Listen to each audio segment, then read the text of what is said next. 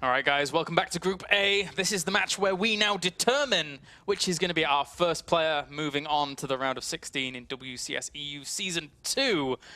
I'm looking forward to it, as we now have Mr. MVP going up against Tefel. That's right. Which player is coming to Cologne, Germany first? Is it going to be MVP claiming, hello, I'm back in Season 2, and I'm back here to win it in convincing fashion and go 2-0 in the round of 32, which, bear in mind, he did struggle in the previous season, narrowly making it out? Or do we have Tefel, a guy that's just gone whoop up the ranks in WCS? Can he be the first player to make it way through? Yep, currently is sitting at 350 WCS points, is Mr. Tefel. Not many. I think many. Innovation is like at 4,000. 4,500, I think. 500? I think I thought so. it was a little bit less, but and it wouldn't surprise me, man. MVP's at 3,100. Yeah. I haven't got them all memorized. Tefel's got a long way to go to get the round of 16, we'll say that. Yeah. Because it is very difficult, it's very competitive, but the best way to do that, Tefel, you got to win this tournament, mate. Sorry, you got to win it all. You got to win it all to get those points. If I had to guess, I think top 16, like number 16, I think it is 1,800. I think that might be a really bad estimate. I'll check it in a bit, but I'm pretty sure it's around that. And that's actually, I think that's Demaga at the very, very cusp now. He used to be around 14th or 13th or 14th, but he got knocked down a little bit after Home Story Cup and stuff like that. 1350. All right, bad. okay. Pretty close, pretty close. But that's the WCS cutoff point. But now let's focus on our next match, which is going to be MVP versus Tefel. Two player styles, very different to each other. We have Tefel on one hand, very timing-oriented, as we saw in these previous two games. Game one was a little bit weird. It was a very scrappy game, I'd like to say, on Belshir Vesi's, a little back and forth and things happening that maybe didn't expect to happen. But game two was very clear-cut Tefel. Yep. Roach Hydra play, whether it was going to be a simple 1-1 or 2-2 timing, or as we saw, rush up to Vipers and try to play around with them and get Hydralis into the mix and whatnot. And he has always been like that. Very good defensively, very good when it comes to hitting his timings in every matchup.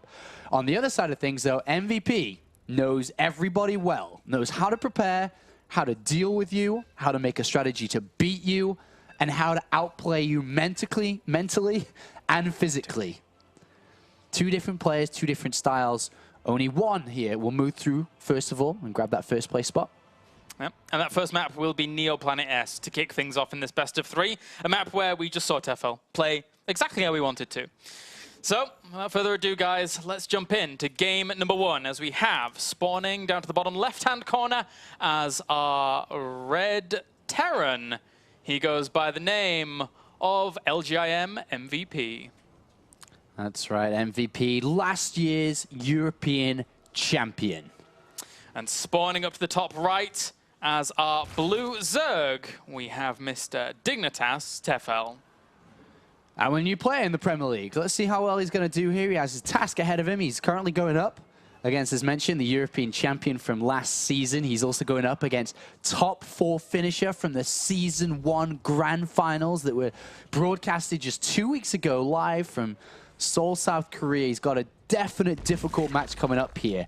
Can MVP cruise through? I think a lot of people are expecting him to do so. Yeah, certainly. He's apparently not had as much trouble just yet as he did in the previous round of 32.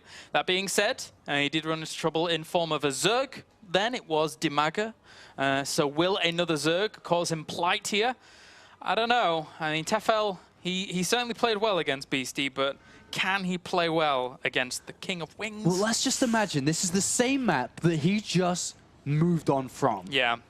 If he was to repeat everything, the same thing, there's a possibility that Tefel may be able to beat MVP here. It's not likely, but there is a hope for Team Dignitas, for Poland, if he was to be able to beat MVP in map number 1, and anything's possible after that. Imagine a world where Tefel advanced over MVP. That would be pretty impressive. That really would. It's possible, man. I feel it. I'm having this feeling inside. I can't quite describe it. I don't know if it was that weird sandwich I had earlier, or if it's the thought of Tefel moving forward, but I feel something. Those sandwiches were weird. I do feel something. Yeah. Well, we shall see. I mean, Tefel here, again, coming off the back of a win on this map against the same race, has only got to be a good feeling. I think he probably plays out exactly the same game. It would be strange for him to really fully swing it up and make it different, but I think he probably will. And depending on how MVP deals with it, he then has a little bit of room to say, well, game number 2, going to make a bit of a change. Yeah, anything's possible here from both sides, in honesty. I mean, whether MVP plays the same as he played in the previous season finals, and whether he played the same against Kangho as well. I remember that game specifically. I casted it with Day 9 of how he was very reactionary to how Kangho, aka Lucero, was playing in the Season 1 finals. But the big question is, can Tefel do it here? He's opened up with his spawn and pull first into his later hatchery. He's got his second queen building from his main, not his natural. The difference between spawn and pull and hatchery first here. And he will start to mine on this natural very shortly. He's gasless so far. And if he wanted it all in, per se, that gas would have come down. He's even got a third queen on the way in his production tab. And he's just playing this out very macro-focused. So far, everything is aiming towards the Roach Warren. It's aiming towards the Evolution Chambers coming down. It's aiming towards Roach Hydroplay at this point. Nothing out of the ordinary, no all-ins, no aggressive tactics from him. On the flip side, MVP so far, very normal. Command center first, gases, factory coming down. Reactor will follow. Third command center or not? I'm going to say yes. Yes, yes, yes. Yes. Yeah. Yeah. Yeah. It's only fitting that we do in Germany. Do you think he's going to actually crank out a few tanks to try and deal with his opponent? I believe so. I wouldn't be surprised if MVP watched those first couple of games. Yeah. I wouldn't be surprised if MVP had a look into Tefel. It's not too hard to find out. Yeah. You know, you have a quick look. When was the last tournament he played? It was DreamHack. Who did he play against? And you have a look at who he played against. He had played against a couple of Terran players. I think Tasia was one player he beat out. He beat Thorzane as well. So Tefel beating Thorzane. That is a game potentially MVP would have seen. But MVP is opening up with how he likes to play this matchup. Kaelaris, how a lot of Terran players like to play any Terran matchup. Yep, those Hellbats, they certainly make it work for the Terrans. We'll see how well this is going to work for Mr. MVP. Adding on that Starport as well, going for those Hellbat drops. And Tefel, he's going to, well, he's going to be tested very soon. If there's any way that MVP can test you, it's certainly this way. Well, he's walled off on the front with his Roach Warren, Queen, and Evolution Chamber. This will prevent Hellions from coming through. Yep. But if they come from the sky, and they're called Hell Drops, then this could be dangerous here for Tefel. Let's see how many roaches he builds. Does he identify that this is even coming in? Remember, I don't think he's spotted an Overlord. He hasn't sent in an Overlord. He's got one to the south side of MVP's base, one to the north side. They haven't gone in. He has no idea. He's seen nothing. Yeah, he really hasn't. Squeaky mouse voice. He's seen nothing, Kaelaris. Squeaky mouse voice, man. It's required. And the thing is that Tefel normally, he's going to finish up his lair very soon, and then eventually he will get that Overseer. But it's going to be too late. By that time, this first medevac's going to have moved out with the Hellbats, and there's going to be trouble afoot here for the poor Zerg. I mean, how many queens has he got now? He's got 4 queens. So 4 queens isn't bad. They bring down the medevac quite fast, but are they together? Probably not. Are they creep spreading? Probably. There's a couple or 3 of them on the natural at this one point. Well, I'm going to see those. I think our medevac's complete, so the medevac's going to start making its way. Does it miss all the overlords? It's going straight to the middle. I can see it right now. If this lands, Tefel, I said Tefel because I wanted to say Strifle. Tefel's plan is strifled. That's what I wanted to say. Stifled. Stifled. There you go. I completely messed that sentence up, but you know what I meant. I got a good heart, I have. He has. He's got a good heart. And we'll see if these Hellbats can actually do some damage here in the main. He's already separating up some of his drones and doing a pretty good job of defending them. Only 2 have gone down thus far and separated them up well enough so that the Roaches and Hydralisks, and the Queens can push them off. But the third base, it's actually under assault from Hellions as well. Hellbats and Hellions in tandem with one another do a lot of damage, and he does get quite a lot of drones there, 9 total. All right, I got to pick this up. How many drones did he kill, first of all? That's the big point. 9. 9, that's a lot. 9. But back at home, when you do this kind of drop, you don't have tanks, you don't have mines, you don't have a lot of units, you could be in trouble to a counterattack. Yeah. This is something that happens very often in Zerg vs Terran games. There's a lot of roaches out, I feel. 20. 20, exactly. 20 roaches and roach speed's about to finish. 1-1 is near completion. MVP has to play this out very smartly. If his front wall gets broken down, let's see how many. If he gets kills with this drop, this could work out well for him too, because that means that Tefel definitely needs to do damage. Yeah, this might pull him back. I mean, the roaches aren't exactly... I would not go back. Yeah. I would not go back. He's in such a good position to assault right now. And how many units are there out? There's 4 Marauders, 5 Marines, and a few Hellbats. Another bunker too. MVP realizes a threat, but he may be okay here. He's got a lot of Hellbats. Yeah, he really does. They're going to do quite a lot of damage if they can actually close the gap. But because the wall is there, they can't actually get themselves in position there. We'll have to force it back once that bunker actually does go down. Constantly powering them forwards now is Tefel. That's still a lot of damage that you could potentially do here, but that one bunker helping. Doesn't want to overcommit. Kill the supply depots, get out if you can. Don't overcommit. I don't think he can break through here. If he loses all his roaches, remember, he's in a bunch of trouble. But there's nothing but units being made. 30 roaches. Actually, he's got 30 roaches. He's putting nothing but roaches here. The bunker goes down. MVP did not repair it.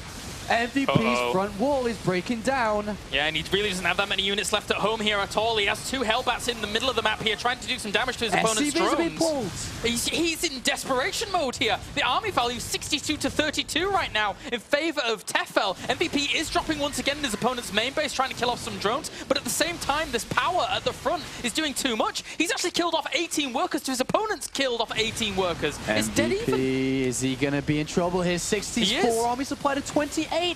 Tefel could take game number 1. He's doubled his supply here, Kaelaris. And he's slowly getting on top of his production here. There's 3 Marauders, 3 Marines left over to try and clean all this up. The Hellbats in the main have actually died off, so they're not going to do anything else. And now Tefel, sat on all of this production, could continue to do a lot of damage. He's killed off so many. He's killed off 30 workers. It's 23 workers to 43 right now. Yeah, trademark Tefel here, just smashing through. He's bringing down the command center. If that does not get picked up, that shall fall as well. The slow Zerglings come into the mix. Because why not? You're a cheeky Polish man, you are. A cheeky Polish man. He realizes that there's a lot of Marauders. Why not bring some Zerglings along for the fun? As he should be able to kill off quite a lot of this left over. Only 4 Marauders left. These medevacs completely drained of energy. He's having to pull all the SCVs once again to go for the engagement. 41 workers have been killed off by Tefel. And in game number 1, Tefel says, once again, this is Europe MVP. Some of us are pretty sturdy. Some of us don't like to lose games too often. And 6 workers left. Tefel is going to win this game. It's that simple now. He's done enough damage. Even if he didn't outright kill his opponent, he goes back to droning and whatnot. MVP is putting everything back into surviving with this game. He's got 3 command centers. You know, there's always that off chance. Does he have enough economy to kind of bounce back through having 3 command centers? In this game, I'd probably say no. Behind this, Tefel, if he wants to make sure, guarantee this coming down, you know, the Hydralisk Den, the Infestation Pit, anything to stop Medivacs, because that's the kind of big threat. This kind of army can't be beaten up. For MVP, if he goes across, he's going to get squished. If he fights heads up, if he uses Medivacs to micro drop in multiple places, maybe, but still. Yeah. A double supply, 5 or so SCVs, 8 SCVs.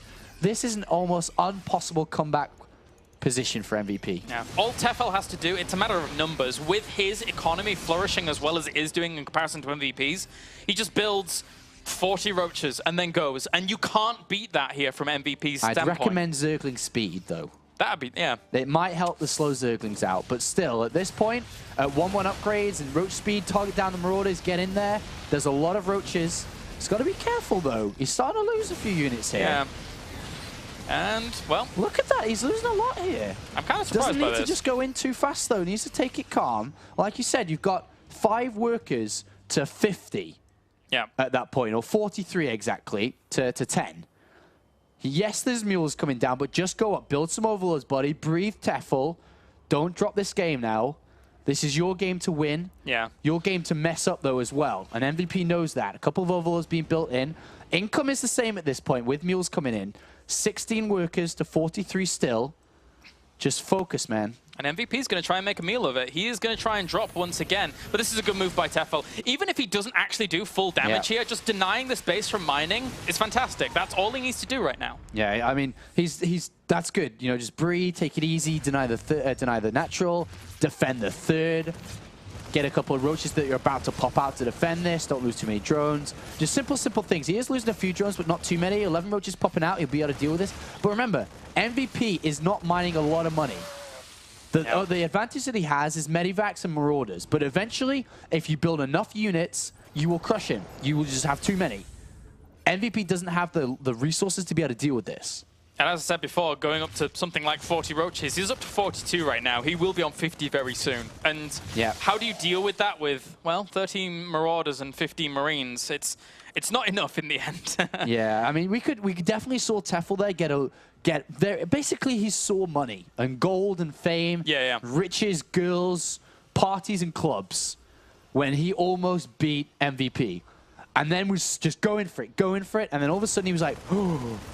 Then he sees darkness fading, the light moving away from his eyes, and he was going back to being that average Polish Zerg player. And then he realized, no, I want what I just described, and went back to play how he should play. Yeah. Very nice there, Apollo. Sometimes, man, I come out with the best set of sentences. It was all good up until that last point. But anyway, Tefel here, he's positioning himself, he's doing well, he's setting up all those parties, Apollo, he's setting up all those goals and money. And imagine if he moves up another round at WCS, man, that's a lot of parties that you can spend. That is a lot of currency exchange between dollars, euros, and Polish money. It's 1-4. Polish Slotner, there you go. Slotner, thank you. Maybe that's mispronounced. I'm sorry, Polish. I didn't know I didn't know the currency. I know it's not euros. That's what I did know. Yep. But there we do have 18 Marauders, a lot of Marauders.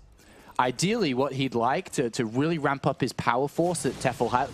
2 mines. This is interesting of an attack here. I don't think I agree with that. I don't think you can break him right now. Yeah, I don't think that was the right move. Definitely sit out and have the better concave is better. Oh, he's going for it. Whoa. This is a little risky. Yeah, it kind of is. I mean, he does have +2/1 on these roaches, so they are doing a lot of damage, and eventually they probably will kill this army off. And any trade Tefel could make now is great. Yeah, that's true. That is true. A little bit risky. We saw everyone had their heart in their throat then as he moved through the mines and whatnot, but he does push MVP back to 1 base. Another victory there. And as you said, +2 attack is done and +2 armor as well on the way. A nice counter drop by MVP doing everything. Remember, MVP's a winner.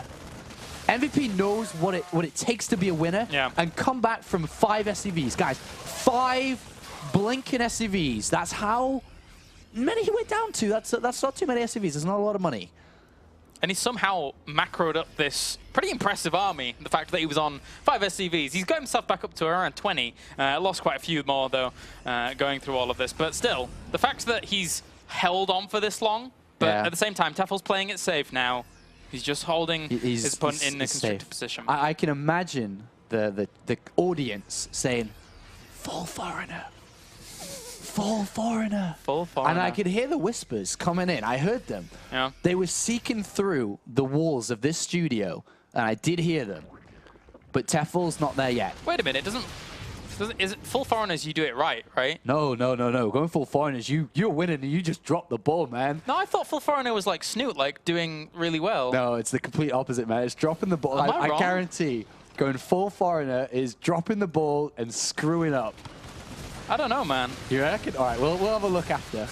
I'm pretty sure it's dropping the ball. All right, okay. But anyway. MVP, though. 80 supply to 160. Army versus Army. His Army's not that bad. If you look at Army supply and whatnot, you know, roaches aren't the best fighting units. It's still 116 to 64, granted, but you know, tanks are coming in, Hydras are coming in, so he's actually increasing the strength of his composition, adding in Hydralis, great units, right? Infestors would probably be the better choice, in my opinion. Simply because he's got so much gas banked up, it's a lot easier to build them. Yeah. One thing that we mustn't see happen for Tefel is to lose his 3rd. Yeah, that's true. I mean, it's constantly been under threat by these drops that MVP's been doing, and to be fair, he hasn't really lost that many of the units that he's been dropping with. Yeah. So it's always been retained, and it's always a hindrance in the back of Tefel. Look at this, though. These 2 tanks, if Tefel tries to run away, MVP can chase. He's mining from this 3rd base. What a cheeky... What?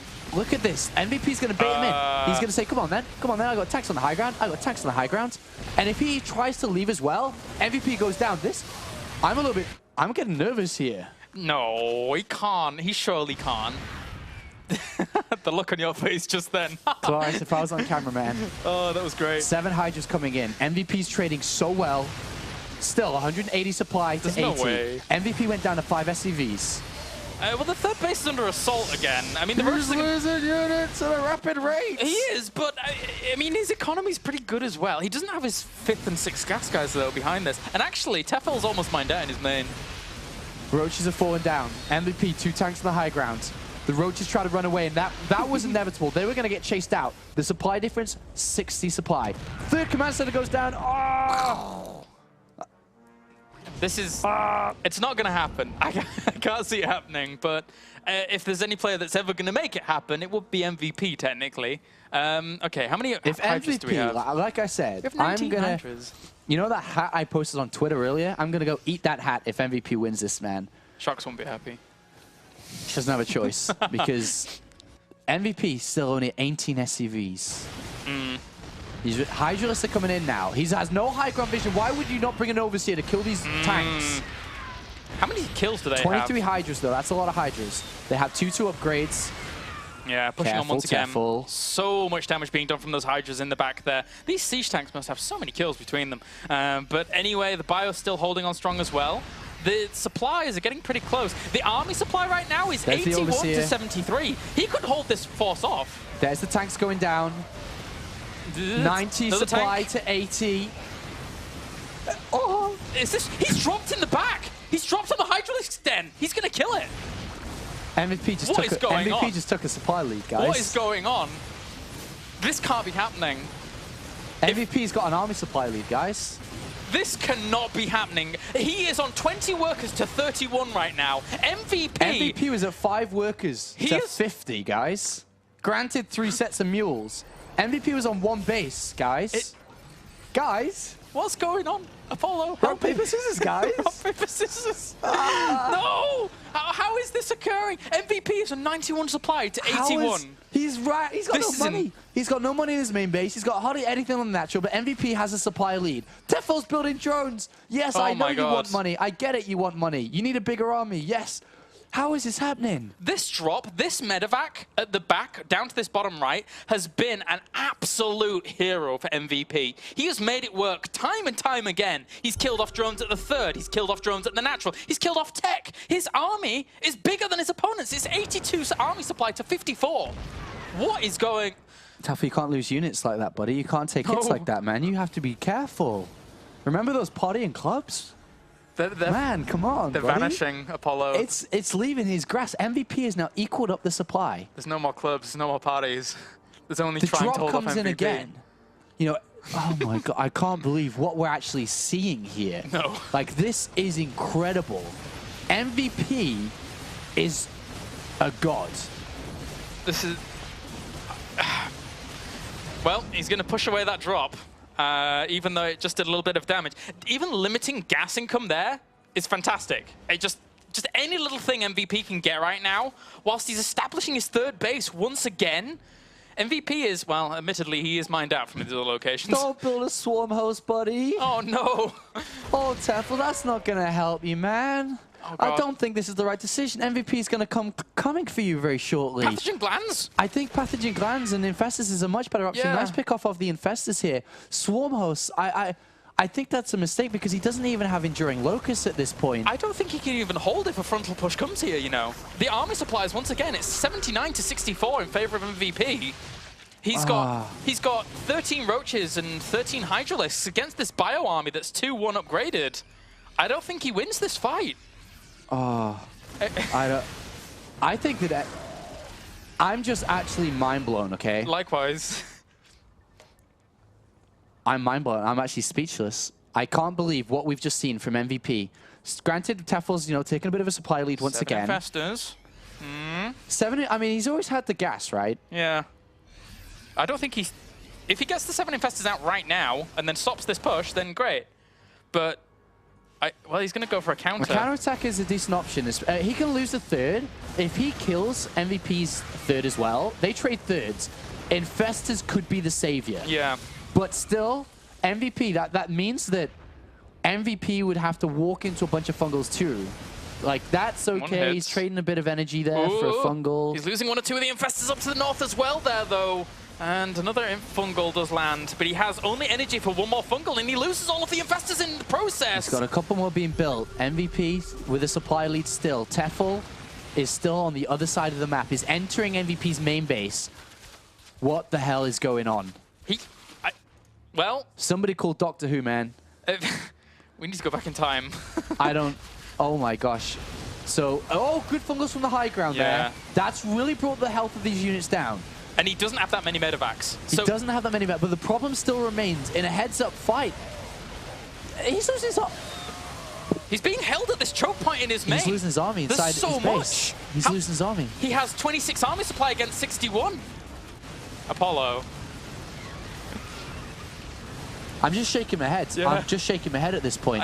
I can't believe what we've just seen.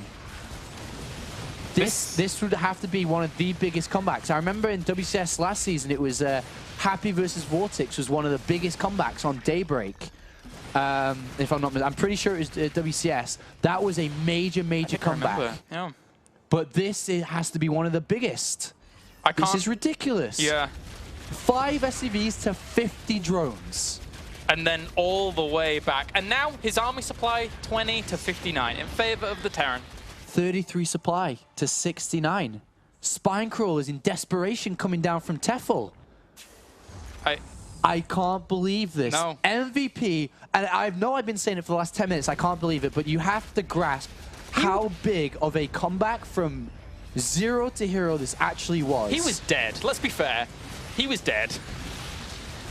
And now he's he is cleaning up the last 2 resurrected. units. I don't know what's going through Tefel's mind right now. He's like, this isn't a European Terran player. No, this is not. This isn't a North American Terran player. I'm playing against MVP. I'm playing against a 4-time GSL champion. That just doesn't die. That doesn't die, that won't give up, won't surrender. He does not die. 2 Swarm Hosts try and hold on to everything, but the scan goes down. Bye-bye, Swarm Hosts. And Tefel now is holding on to 13 drones. I'm losing my sanity here. I need one of those t-shirts that says 1 by 1 the penguins stole my sanity, because that's what I feel like. Yeah. Or it's more like 1 by 1. I can't even think. What a game. Guys, we're about to see the victory march of MVP. Drones come off the line, and he will take map number 1. G. Tefel. But MVP.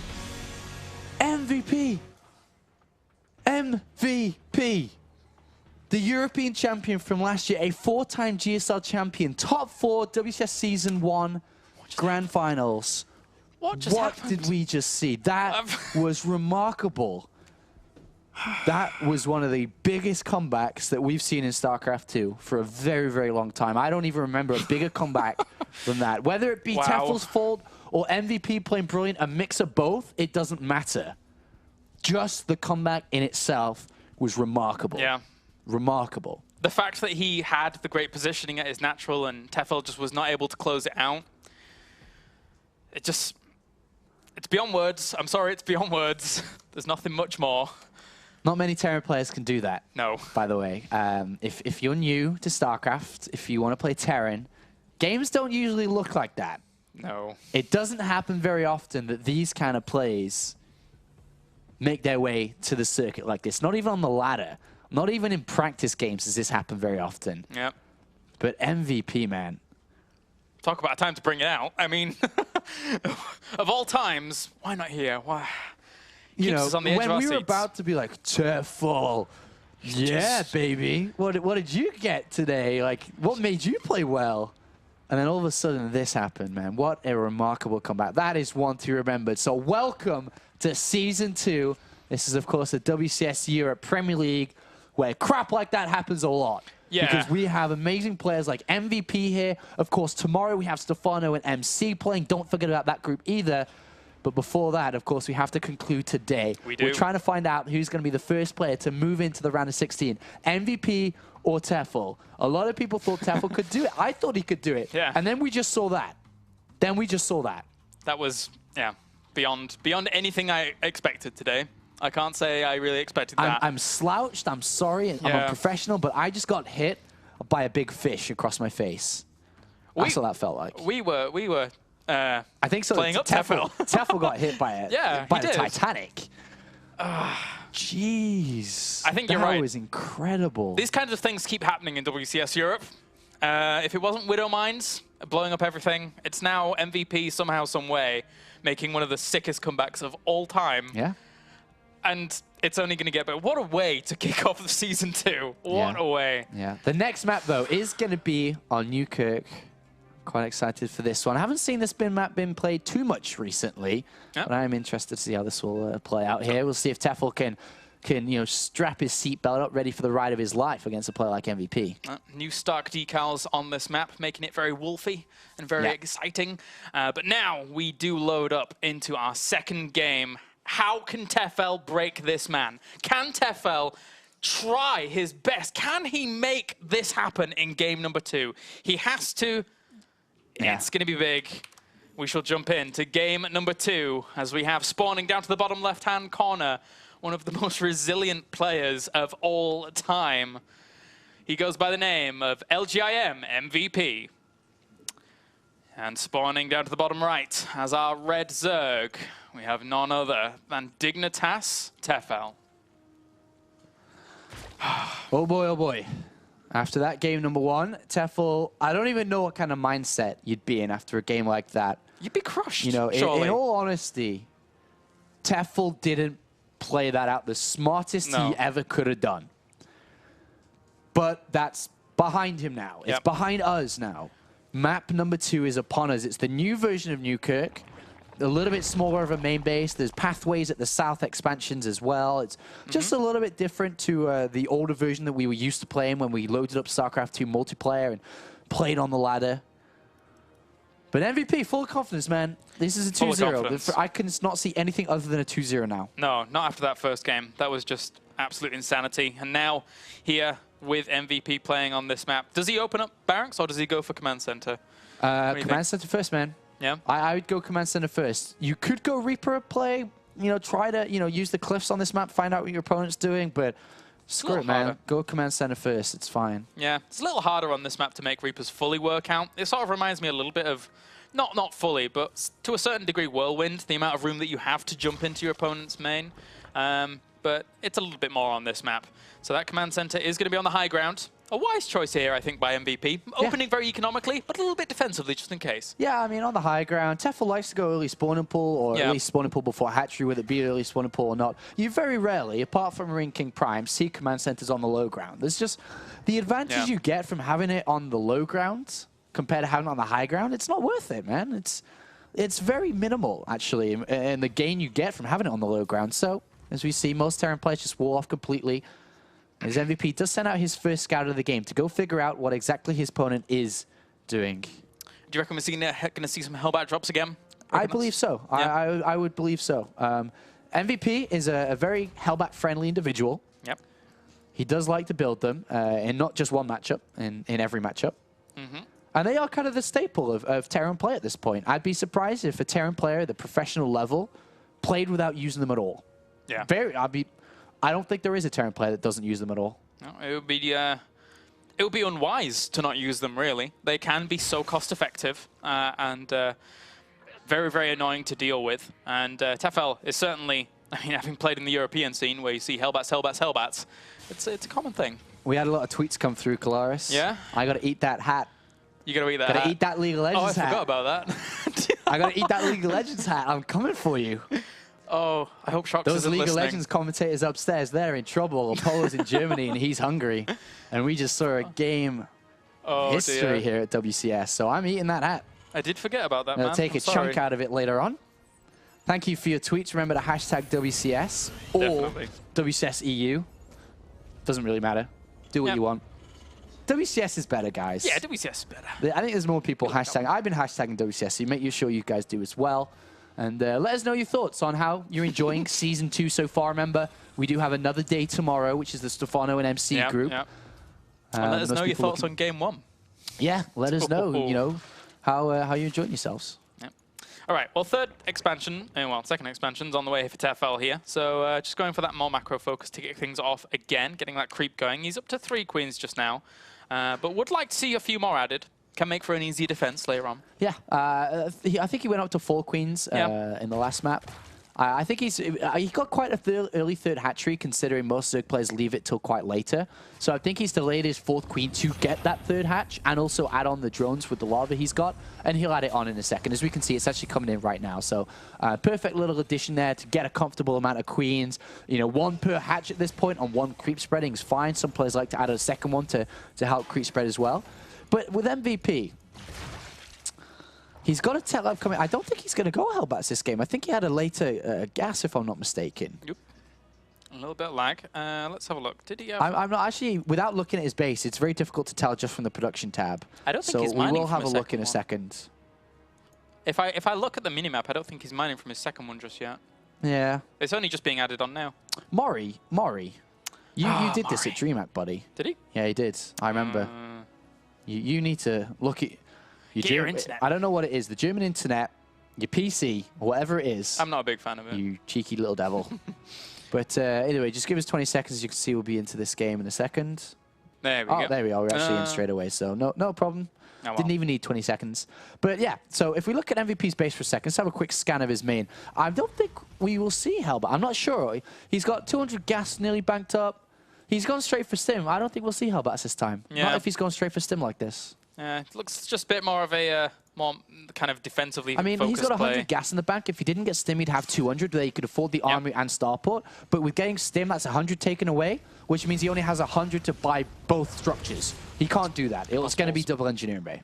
Yep, so a bit more of a bio focus here to kick things off for MVP, and I don't mind this really, considering how Roach offensive his opponent was in game number 1. Why not get Stim out nice and timely? Why not get a few Marines and Marauders out just to deal with your opponent, who right now has that Roach Warren going down. He's got +1 weapons for range as well as that Carapace on the way. So there is certainly a big focus on Roaches once again here for Tefel. Yeah, so basically his plan here, depending on what MVP does, if we did see a Hellbat drop, he'd probably go for that counterattack play again. It's actually very strong. But in this instance, because that's not what's happening, I believe that he'll try to go for a 2-2 timing. 1-1 may be a small attempt of a big rush play, but the way that the third base is on this map, you can have tanks on the high ground protecting it. It doesn't make much sense to try to go for a 1-1 timing, I don't think, on this map. Ideally, 2-2, I believe. Yeah. I would agree with that. 2-2 is far more effective eventually when that timing actually comes along. But there was an interesting little thing that MVP did over at the third base. When he was kind of tickling away at the hatchery, he was actually focusing down lava more than anything. Yeah. Just to try and limit a little bit of his opponent, be it via units and Yeah, the that's Roaches actually or the kind of drones. smart to do. Yeah. Double gas is coming down on the third base. Clear indication he's going straight up towards 2-2. He has a couple of ways to play this out. He can go 2-2. He can go up to Hive again and try to get the Vipers out. But I believe this time he may try to power up to 200 supply. So this will involve getting 2-2. Then as the gases are taken on the third base, the Hydralisk Den will come down and then just max out. I think that's his strategy. Yeah, and we'll see how MVP is going to be able to deal with that. I think he should be up to 5 barracks pretty quickly now off the back of this third command center that has landed. So he needs to add on the 4th and 5th pretty quickly here. But the armory is now on the way to just line up things with 2-2 for him as well. So he's going to be flourishing as well with his upgrades. And he's got tanks. The best weapon to deal with Roach and a Hydralisk, tanks. In good position, very difficult to deal with. There's a lot of Roaches being made here. Tefel is at 68 drones, so it's not like he needs to kill his opponent here. He's got a great economy, but he is going to try and break through a little bit. He needs to get +2 Carapace, though. That is a mistake if he doesn't research it. Yeah. He's putting a lot into Roaches. He needs to line up his 2-2 attack. That's his best chance if he's going to play this style. This Roach-heavy play may force a lift-up, but MVP won't care. It's not a victory for the Zerg player with a lift-up. If he kills all the SCVs, then maybe that's a different point. But I think MVP's just going to lift up here, and we'll just run away and just go back to hiding inside his natural. Yep, he's going to try and run away with his bio. Very, very important to save quite a bit of that. And does Stim up, actually, to get into a better position here so he can actually go for the engagement. Nice snipe out of that tank on the high ground, though, there with the Overseer. Tefel learning from 1 or 2 of the mistakes that we had in game number 1 and doing some nice damage. 12 SCVs were killed in this attack. Tefel at 150 supply. MVP, I'm surprised he didn't lift up and just go and hide. Yeah. There's no need to outfight in the open unless you know you're going to win it. And he lost a lot of his SCVs in doing so. A lot of Roaches are being built. Tefel smells that MVP wants to try and defend it from the low ground here. And there's actually a pretty good defense against Hellions in his opponent's natural base, so did kill off quite a lot of those Hellions. They only got 3 workers in total. And Tefel does force the lift off, and he's actually 166 supply, so Tefel's playing this max-out style pretty nicely. Yeah, he's done it nice. Now the Hydralisk Den is coming in, and the +2 Carapace, so he's getting everything he needs. But unfortunately, I fear, and I believe, correct me if I'm wrong, Terran players out there watching this, that may have been a mistake from MVP to try to fight on the low ground. Yeah. Against a Roach-heavy player like that, he lost a lot of SCVs and a lot of his army value when he didn't need to. Do lift up, send the SCVs back, build up an army, then when you're ready, go down. I don't think you needed to take that fight there. I think he may have lost a little bit too much there, as Tefel does take a 70 supply, 60 supply lead. This game, though, MVP has more than 5 SCVs, guys. Game's over. Game's over. You can't say it. Can't dispute that. Well, to your point, though, I mean, he has 108 army supply against 59 right now. So losing all of the army supply means that Tefel playing out this really quick max-out style is his army could eventually kind of just hit this very hard, or at least deny this base for a long, long time whilst Tefel gets up his 4th base. Yeah. So, scary stuff. But, you know, he's making the right moves in this game. When he's taken a big lead, he's got his Hydralisk down, he's got his 2-2, he's got his range, he'll get speed, he's got a 4th, and he's not taking damage with his drops, while keeping the contain up on the 3rd base. Everything you need to pick this victory up, or at least keep on winning, keep on being in the lead in this game. This is the movement out now that MVP will take his 3rd back. This is what he should have done minutes ago if he evacuated a little bit earlier. No, you're right. He would have had that little bit more of an extra bio oomph to push those roaches away, along with the siege tanks that he's accrued. It would have been very, very nice. But now he establishes it, so he's going back up and running, and a lot of mules get dropped on that 3rd base to kind of get things up to speed. Whilst, as he said before, these medevacs really haven't done too much yet. So yeah, and he's trying to find an opening, but there are Hydralisks out now with their range upgrades, so the opening isn't going to be as easy as before. And what we're going to see now from Tefel is that big play. It goes something like this, and then we start dancing. You know that song? It's going down to the club. I forgot the song name. I don't. It goes to something like this. I don't know. Anyway, he's going to come in from both sides. 2-2 upgrades, Roach Hydra play, smash, smash, crash. That's the strategy here. Yeah, and he certainly smashed and crashed a lot of those siege tanks there. 1 or 2 of them do already go down, along with that bio as well. And even the command center could actually fall here if the Hydralisk actually focus it down, but he's killing off a lot of workers, as well as a lot of the bio, trying to push it on back where he can do. Army supplies 94 to 50 here in favor of Tefel. Needs to bring his reinforcements quickly along where he can. But actually, there's only 2 siege tanks, 6 marauders, and 8 marines left. So these Zerglings and Hydralisks could just finish things up. And he doesn't have Zergling speed again. He doesn't have Zergling speed. I don't think he has Hydra speed either. These Hydras are moving quite slow, and he's going to make his way in. This time it's looking a little bit better for Tefel. He's got a great supply behind him. He's on 4 bases. He's broken through the natural. There's not much left for MVP here. There is a tank at the back, but the medivacs are falling.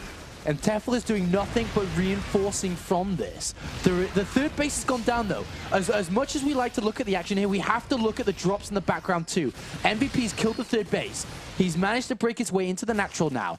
This actually slows Tefel down a little bit to where he'd ideally like to be. Yeah, thankfully, though, for Tefel, he will clean up the drops eventually. This is something that he didn't have the opportunity to do so in game number 1. He didn't shut them down as well. I mean, because the 3rd died, it hasn't been that clean, but it's cleaner than it was last game. So now all Tefel has to do is sit outside for a while and wait. Deja vu. Yeah. Sometimes this happens, man. Sometimes I get a bit of deja vu. Roughly about 7 or 8 o'clock in the evening. And it's happening again now. Oh, yeah. Good stuff. Yeah, it happens often. Hydra speed coming in. Hive as well. The drops coming down.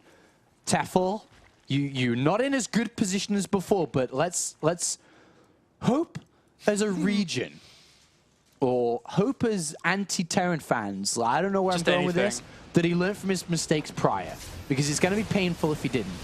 Yeah, well, the drops are on the way. Once again, actually, there's only Zerglings to really clean this up, and because he actually invested into range upgrades, the Lings aren't really able to clean this up as effectively as they would do, so I think he actually has to bring a little bit more back here than what normally would have. He had to bring a lot of Zerglings back to clean that up. And look, all the Hydralisks have had to leave as well. They're going to try and intercept the drop, but no. Oh, if only they had Hydra speed. Actually, he's going to repair here, or at least heal, should I say, not repair. Focus medivacs. Nice pickup there by Tefel. Great. Good job, buddy. That was nice, actually. Yeah, that really was. And now he's got his 4th and 3rd in full action. He's rushing back up to 200 supply. He's got the Hive coming down. One thing I probably would have liked to seen him do, he may just go for 3-3 upgrades and stick on Roach Hydra, right? But for me, I would have loved to see the melee upgrade come down and then +3 Carapace and switch over to Ultralisks. But what he may do is just get 3-3 and build Vipers instead and just stick on Roach Hydra. Keep the numbers high instead of trying to change the army composition. He's going to try and push forwards once again. He has to be a little careful, though, because he doesn't have that many roaches. The Hydralisks are going to dissolve very quickly to this kind of army. So any engagement that goes on for now for Tefel, it has to be backed up with a lot of support. And those Vipers should be on the way soon. But remember, MVP can never fight across the other side of the map. Never, ever can fight. Because what will happen is he will move through the middle of the map as one small blue unit. And then what will happen is the Roach Hydras will come from every direction and crush him. He has to play this out slowly and methodically. So slowly. Third base down. Drops coming down. Let Tefel come to him. One of those Hydralisks are going to spread themselves out, looking to actually go for a big, big concave here across this entire army. The siege tank line does go back quite far, though. Tefel doesn't know exactly how far it goes back, so he has to be very, very cautious here, as he's taking quite a bit of damage. One of the siege tanks to the left-hand side will get taken down super fast, and it is trying to still establish this concave. The bigger the concave and the longer the line, the less splash damage of the majority of these units are going to be taking. And because Tefel's army was so large, he is able to power on through and completely ransack the third. Yeah, that's a good play there by... And that's it, GG. Don't need to talk about that game anymore. Well played by Tefel, and is able finally here to pick up a game against MVP. Imagine if game one had gone differently. Could have been 2-0. Could have been 2-0. And I'd like to go as far as saying, very similar to BCQT, if Tefel advances out of this group with this next map, I'd like to say that's one of his biggest results. Yeah. Especially considering in StarCraft 2, as a player, it's the hardest game to play. Yep. Throughout all of its lifespan, right now, to play the game at this point, it's the hardest. And if he's able to get round of 16 and WCS Premier League, that's a good result from him. The opportunity to play for top 8, to play to stay in Premier League, to get relevancy from the European crowd, from the American crowd, from wherever you're watching from as well. I think that's pretty cool. Yeah, you're right. I mean, Tefel, he's been on the rise slightly. He's trying to perform very well in the European scene. You see him a lot in weekly cups. I cast a lot of weekly cups where I see Tefel performing very, very strongly. But it's never really been the very strong heights of a big LAN or a tournament of this caliber. And proving himself here, any player coming up from Challenger, any player still in Premier, still has to prove themselves through a tournament that is so prestigious and so top-notch that it means everything here. It means everything for both of these players. As much as we talk about Tefel, this 25-year-old, probably overshadowed Zerg player through the likes of Nurtio, never had the chance to shine. Now is his chance. He's playing in front of 30,000 people on stream, is playing in front of multiple viewers when they watch the VODs as well. And it's his chance to beat a 4-time GSL champion here with this next map, which is going to be on one of our new maps this season. Yep, Derelict Watcher, a map that is in the ladder map pool, I believe. Protoss theme. And, well, I think that a lot of players are not huge fans of it. I think it works very nicely for Zerg, this map, against a Terran. Yeah, it's got such a large open middle space. I mean, I'm not sure if too many of you may know the name of it, but when you see it, you'll know exactly what map it is. It's in the ladder rotation right now. You play it a lot, and I'm sure you'll recognize it once we get into it. But it's very large open in the middle of the map. It is difficult to move across as a Terran player. Oh, yeah. And it's also can be a bit difficult to take a 4th base on, which we'll see if that's going to be a problem here for MVP or not. But we are about to load into this next map. Can Tefel do it? Can MVP stand strong against the 3 challenges? Trying to bring him down to prevent him from getting to where he wants to be in that round of 16. We shall see as we jump into game number 3. And spawning down to the bottom left-hand corner here as our blue Terran, he is LGIM MVP. And spawning up to the top right as our red Zerg, we have tying up the series, Mr. Dignitas Tefel. That's right. I mean, Dignitas not... I remember back in the day when Dignitas had one of the best lineups ever, man.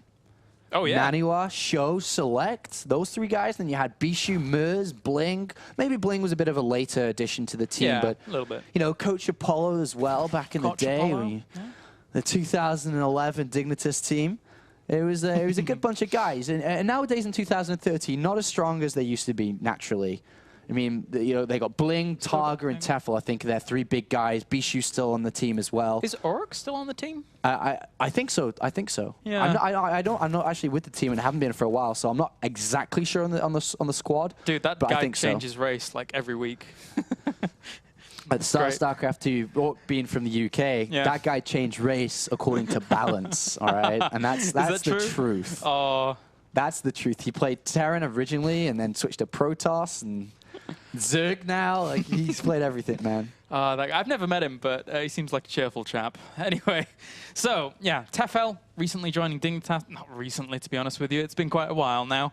But doing all right for himself. We'll see now if he can take the final map off MVP. And again, I have to reiterate, if it is going to be a map to take off MVP, it's probably going to be this one. Derelict Watch is great for Zerg, and to the point you brought up before about it being hard to establish a 4th, just look how far the 4th and 3rd are away from one another. It's tough. I mean, if you look at the natural of MVP and then just kind of glide up towards the 3rd, that low ground is where you're going to have to fight from. Yeah. Granted, if you get up there and you already have it fortified, tanks on the high ground are great. It's just getting up there, right? Yeah. And if we look at Tefel's style, and if he plays Roach heavy, comes crashing in before the tank line's even ready to go, that could be Tefel's strategy and mindset for this game. Play that similar style to what we saw in Newkirk and then go. And hopefully, as you can see now, this map, you guys should know it if you've played Ladder. You definitely would have played on it, if not seen it, on a couple of personal streams before as well. Yep. Certainly a common factor now here, as Drone Scout is going to go along here for Tefel. He's going to spot the command center on the high ground and everything else. But you're right, it's a very, very open map, very, very hard to fully traverse. So that is certainly a big, big factor. That's why you see, I guess, a lot of drop play on this map. It doesn't really have too much dead space in the back of these bases, but still, it's safer going for drop play than it is just going across the middle of the map. It really is, man. You boost right out of there. Yeah. SCV does manage to escape with just a single hit point, though. And should go back to work, back at home, and get back into his main base here. As Tefel will probably attempt to take a quite fast third again. I mean, he hasn't got a gases yet. Ooh, as MVP did lag a little bit there. But we do have the second orbital. Double gases coming down at the same time here compared to single gas and 3rd command center. Difference in build means we're probably going to see Hellbats this time. Yeah. Just relying on that staple that can hold very nicely. 2 barracks as well. I also have been watching his build too closely. So it was command center first, then barracks, then a second barracks, then gases. So if that's his build, then we are not going to see a 3rd command center come down. I don't think so. What we're going to see is the addition of a tech lab pretty fast in this game. We're going to see... Just around stim. Yeah, straight up to stim here. I think that after he gets a couple of safety marines here, he'll get a tech lab and a reactor. Yeah, well... Onto these barracks. So, I mean, with the factory coming down here as well, gives him a little bit of options. I feel it's still going to be all on that way. Like, you get a reactor most likely on the first one, and then a tech lab on the second one to follow it. And switch it up. Yeah, and switch it up. And without a 3rd command center, this becomes very dangerous for Tefel. We know that with a 3rd command center, no plays can come. But also, imagine this map from a Terran player's perspective and be like, is he going to send the overlords through the middle of the map? No. He's going to send them along the outlines of the map. It's going to take a while to get there. He may not see me for a long time. And if I have Marines out in position to stop him coming at me, that's pretty good, I think. Yeah, and for a Zerg on this map, I mean, generally, like when I'm playing ladder, what I will do is position my overlords over this top middle portion of the map. It's like a little plinth that you can position them on. But even if you are keeping an eye on units moving down those paths, you can still move down the middle very easily via these paths, which technically are covered by watchtowers. So Zerg could be controlling them by Zerglings. But you don't see the watchtowers being controlled that much on this map, actually. No, not that much at all. They're kind of out the way, the top left and bottom right. I think MVP, if he keeps up Hellion production, he may switch over to mines, but I believe that with Stim, he's going to finish it up early, because ideally, as a Terran player, you'd love to have double engineering bay down. You'd love that. But with the barracks down and Stim early, he may just move out with a bunch of Hellions and a bunch of Marines. With Stim, come crashing in, do a bit of damage, and it could work out really well for him. But look at this, as our fantastic observer here, Icicle, doing our observing for us here, spots out melee instead of missile attack. This is a change of style. Like, this is how we saw Belshir back. Vestige play out. From Beastie. Even though that was very scrappy against Beastie QT, we may see the full plan actually play out from what Tefel initiated in that map number 1 there. And I like that. Again, I hate to go back to this point, but the melee works well on an open map. The fact that you can be so mobile with Zerglings and then eventually get good flanks and good positioning with things like Ultralisks later on in the game works out really well. But can he deal with, well, a potential poke out here from MVP if he wants to go with it, with Hellions and Stim, etc.? Yeah, Hellion Stim and even Medivacs too. Yeah. Really deadly once that Stim nears completion. Tefel's going to have to be careful. He does have good creep spread. Does not have a Baneling nest down. Just Roach, Zergling. And Overseer goes in and spots everything. A good scout here from Tefel. This is what he needs. He needs to figure out what the hell MVP is doing. It's cross position. It's difficult to know what's going on, but now he knows. His reaction is immediately throw down the infestation pit and take the gases. Throw down a spore, and probably as he nears his drone count, which is roughly 65 at the moment, maybe a couple more, then he needs to start building units. Get ready, buddy, because MVP could very well come at you at any point now. Yeah, you're right. It certainly seems like Tefel is very, very comfortable going up to, when dealing with something like this, around that kind of 75 drone mark, which is probably going to stay out in just a little bit here. But the Hellions actually get into this natural base. 6 Hellions could actually cause a lot of damage here. Roach is trying to push their way down the ramp here to try and deal with that, but he's still lost quite a few drones. 7 have already gone down. 3 more have actually entered the main. We can see the hatch on the third base actually be killed. Straight out killed here. 16 Marines. 16 Marines here. That is so much damage. Tefel's tournament. His units, they need to be here right He's around now. 16, hopes. The Roach is trying to gun down some of these Marines. Will they be able to do it in time? I don't think they will. The hatchery falls, and a pick up there for MVP, which is phenomenal. Okay, now same scenario applies. When you do damage like Hellbats or anything, you need to get ready for the counterattack. If MVP deals and catches his counterattack well, then he just claims his lead in this. This is such a good position for MVP. Kill the third base like that is massive, massive, massive, massive. Oh, and picking up, almost picking up that Overseer. If he'd have got that, then his opponent would have, in essence, needed to have morphed in another Overseer, so he could have tried to spot tanks on a high ground if they'd have been up on the high ground of his main. Admittedly, it's a little bit away from the natural wall, but still, it is a factor that can be come into play here as Tefel now moves into position. He didn't see a third, though. And MVP knows that he doesn't need to take a third. Why would you take a third if you just killed your opponents? You don't need to rush it, man. Take it slow. And MVP has a lead. Despite not having the supply lead, that supply, you know, it's a bit of a liar. It's a liar, guys. Roaches, because Tefel has a lot of roaches. Granted, yeah, like 2 supply roaches, 17 roaches out there. That's a lot of supply. He's got a good amount of drones because he didn't lose drones either. But he lost his third hatchery. His income's just been hit hard. And MVP doesn't need to rush his own income. He's just playing level. He's got good upgrades coming in, good production, good army. Everything's working well for him at this point. And then the drop is on the way as well. In fact, double prong drops were on the way. He tried to drop down at the south with Marauders, wasn't able to really make that work out. Another drop up to the north, but not going to do too much as those roaches will push on back as well. So MVP here, still just trying to extend his lead in essence, but Tefel's having none of it. And if he kills this 4th base, that pushes him a little bit ahead again. While taking his own third, these units need to stim and they'll bring this down, I think. He's not even stimming at this point. I'm a little bit surprised he didn't stim there, but he's going to bring... Okay, there's the stim. And he does get it. So another little victory for MVP, who's catching up in supply. Has another 4 Marauder drop down south here. May try to snipe a hatchery again while dropping in the main base. A combination of 2 Medivacs at once, but still, third base down. Lots of tanks, lots of units. Lots of Medivacs. And look at the defensive position that MVP is now setting up between these 2 bases. This is something that you have to do on this map. It's really difficult to fully get this third base up and running because the concave for your opponent is always going to be better than yours because of that defensive location. And he's got another play on the 4th base here. Wow. MVP. Big blow kill on the 3rd, small snipe on the 4th, 2nd small snipe on the 4th, and again extends his lead. Despite being behind in supply, everything's rocking in his favor. The one thing that he doesn't quite have a good hold on are his upgrades. But does Tefel have the best upgrades?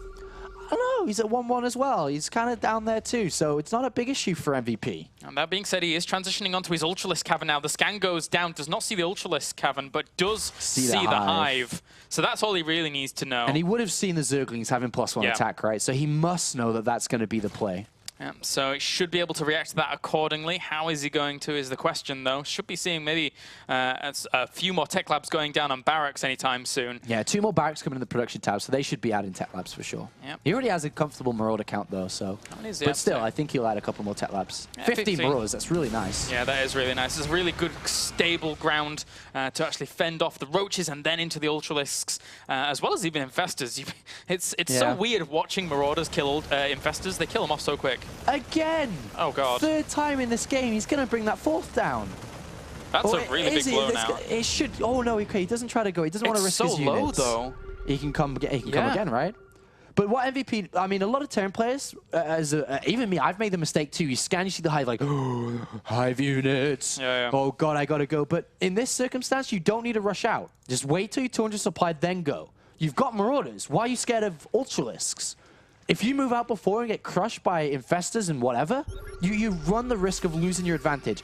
MVP's just moving out 200 supply, moving out Marauders, the biggest army he can get, basically. Yeah. And he is actually up in terms of army supply in comparison to his opponent right now, because it's 80 drones out against 67 SCVs. So right now, MVP's always going to be up on that. The Zerglings try and flood in here, trying to go for a little bit of an engagement, but that siege tank line does go back quite far. He hasn't brought... Interestingly, MVP hasn't brought everything with this. He's just pushed out with a little bit. So these Roaches and Ultralisks move on forwards. They're going to clean up a little bit, but not enough, as MVP constantly powers on forwards here and makes a lot happen with quite a little. Yeah, if only he had that drop still alive somewhere, to drop inside the 4th or something right now, it'd be perfect. But good fungals coming down from Tefel, actually, helping clean up the front line of Marie's Marauders. But there's a back line and a 3rd line and a 4th line behind this. And, I mean, with that, resources lost is like 7,300 to 4,500 right now, although that being said, Tefel once again marches on forwards and will clean up the rest of that. But again, behind this, look how much he has. Behind it is the big story there. Like you said, he didn't bring everything. Yeah. He got a lot of his units back at home. He's still got a higher army supply count. Tefel's going to march across the map and be like, I hope you have a European macro, because then you probably don't have many units. But in ideal fact here, he's still up incredibly high in supply, and he's coming again with 2-2 upgrades this time. He didn't have that in that fight, but he does now. Didn't bring everything, and now he's bringing quite a lot. And again, hasn't brought everything here, as MVP just moves out. Only 2 siege tanks with this, though. It's not as well-grounded and well-structured as that first push was. He's switching over to mines now, because he's seen Zerglings and Banelings and Ultralisks, so... And he's going to push on forwards here. That's not the best position for MVP to be in, as he gets completely wrapped around by those Zerglings and Ultralisks. And that was a good trade there by Tefel. Yeah, more units from MVP behind it. So good trades, good equal trades at this point. A drop attempted to snipe this 4 isn't quite going to do it, I don't think. No. Very close, though. Yeah. The Marauders lasted for longer than I was expecting there, as the Zerglings do nibble them down. And that 5th base is now up and running eventually. Look at MVP's 4th. It's in the top left. I was not expecting that. And he has another one being built too at his home, so he can take a 5th. Yeah. Interesting location for that. I mean, as soon as Tefel gets wind of that, if he does, it's an instant kill. But does he know about it? And this comes back to what I said about those watchtowers. Nobody ever takes these watchtowers on this map. And if he'd have taken that, he would have spotted that instantly. But as normal, Zergs do have these watchtowers quite a lot of the time. But very defensive setup here from MVP. Tefel looks like he's trying to move in here. Probably kill the 4th down south. He's like, wait a minute, it's not there. Is it only just been built? Mines.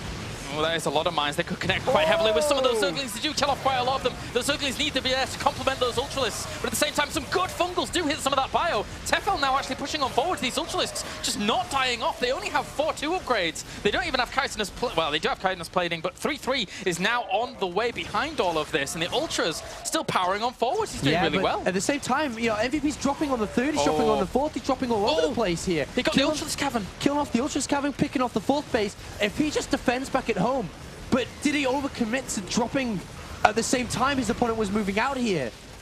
He certainly could have. 170 supply to 110. He only has 8 Marauders left. If he now positions himself on his opponent's infrastructure with these Ultralisks and Zerglings and kills off everything that comes out, but that's a lot of bio that's just appeared. Yeah, a lot of bio that's just appeared. A lot of SCVs were killed there. Plus he has position on the high ground. MVP will chase his opponent away for now, but a lot of Infestors are making drops still going on. And the natural on the 3rd. Doing a great job as well, really, really limiting how much income Tefel actually has here. What a fantastic move by MVP here. And it's actually drawn Tefel all the way back. This is the saving grace he needed to keep himself well planted in this game. And he's got the spawning pool in his sights. He's got the Baneling Nest as well, potentially. You know, nice drops here by MVP. I mean, it was very difficult. Oh, the Infestation Pit as well. There's two, never mind. But yeah, it was a very difficult balance for a lot of us as viewers there, and even myself. Did he overcommit to drops? Was it okay? Is it not okay? And he's still behind his supply, but I think it's safe to say that it was just okay for MVP there. Yeah, just okay. And, you know, with that bio rally down where it was, they would have made it very hard for a fully melee composition to really start maneuvering around all of this infrastructure to try and hunt them down. So I think MVP would have exploited that if he'd have gone for the full engagement into his main. Yeah. I love these drops, though. Well, not that one. No, that one's I didn't gone. like that one anyway. It was only 5 Marines. Yeah, bye-bye 5 Marines. It's not. I guess the worst way to die is fungal. Do you think? Yep. Not a Baneling? Baneling's instant death, man. I don't know. Like, I guess if you're acid? Zergling with +1 carapace, then that sucks, man. Yeah. You get hit by another Baneling afterwards. Imagine fungal, though. It's slow and painful. Yeah. It has to be the worst way. Slowly creeping through your insides. It's bad. You're like Alien, where the little snake things comes out your chest. That's what it feels like to die from fungal. Dude, man. my stomach feels like it right now. But anyway, Tefel now, well, he's at 150 but supply. This base, cheeky. Savior. A savior for MVP in this game. Like I said, if that had been spotted, it would have gone down immediately. With the amount of Ultras and Lings he had, there's no units there. He just doesn't know about it. He just doesn't know about it. You know what's interesting? It's that it's 26 workers to 48 right now. He never lost the Hive, and he's getting Ultralisk Cavern back again. So he's going to have still a pretty strong army, but MVP is still macroing up really strongly. But Tefel just doesn't have that much resources. Yeah. He lost his 4th, he lost his 3rd. He does have a base down in the bottom right, but MVP, with that 4th base at the top left, is able to rise up in supply, right? He's got 10 supply lead. At this point, remember that when Ultras first hit the field, they're the most scary. And eventually, they dwindle out because there's too many Marauders. They have 3/3 upgrades. It's almost 30 now. 30 Marauders now. Originally, I think it was about 15.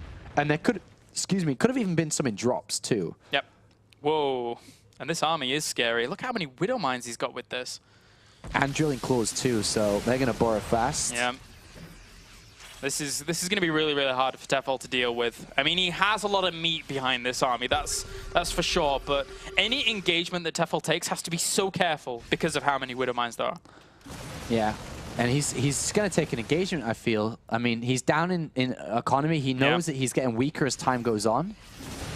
These Zerglings try and push forward. He's going to get crushed by these Widow Mines. It's a very difficult situation for Tefel to play in from. He's attempting to send Zerglings forward so he can try and soak up the Widow Mines where he can. But the bio is positioned in such a way that they'll never let them get to it before a big engagement occurs. So really good positioning here by MVP thus far. Oh, this is a nice move from Tefel, though. Get his opponent, who's sieged in the middle, run around, kill the planetary, get out. As in, the way you came in. Probably not the other way. No. That's where the army is if you go the other way, buddy. That's a scary and way. There's a very narrow choke point. There's a lot of Widow Mines. Yep, they burrow super, super quick. Yeah, just get out. There's no need to even go up there. One Ultralisk is going to die. And then the entire army turns around on some of those Marauders. Actually, a few Marauders and Marines actually came in from the other side here, maybe trying to force his opponent away from that location. But so 1 or 2 Zerglings do split themselves forward, soak up 1 or 2 of those Widow Mines very, very nicely. A few more Fungals actually land a good amount of Fungals on that bio as well. He could clean a lot of this up, but still MVP microing back behind this and so many more Widow Mines behind it. He's got a lot of units coming out too here, MVP has, but that was a pretty good fight. But still, even that was a good fight, the Marauders just chew through these Ultralists, and that's it. He's got no money. He's got hardly any bases back at home after losing those expansions, remember, for MVP's drops. And no army. And MVP stands strong. MVP is on the verge now of making it through to the round of 16, just dropping a single map versus Tefel here, and we'd be seeing him live in Cologne, Germany once again. Remember, you want to see MVP play live, you come here, because that's where he's going to be. That is where he is going to be. MVP now marching on towards the bottom right-hand corner. 1 Baneling, 1 Infestor, trying to hold on strong. The Infestor goes down, that Baneling goes down.